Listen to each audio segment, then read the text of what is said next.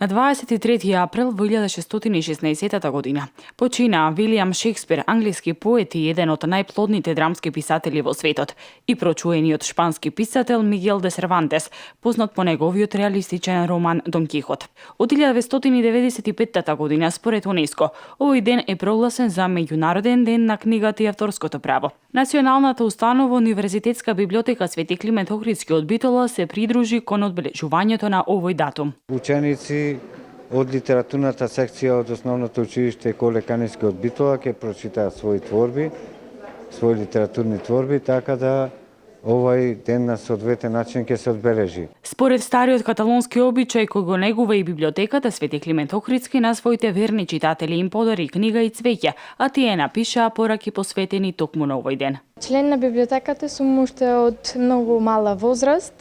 Кон овој свет на книгите ме вклучи или ме запозна мојата мајка и читам доста долго. Во последно најмногу читам трилери и сум доста задоволна што денес библиотеката ќе додели оваа награда.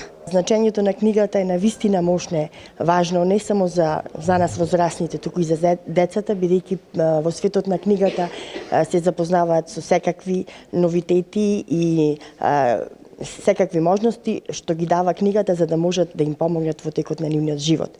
Накратко би кажала само едно, дека суштината на книгата не е незината содржина, туку душата на читателот што ја восприема незината содржина.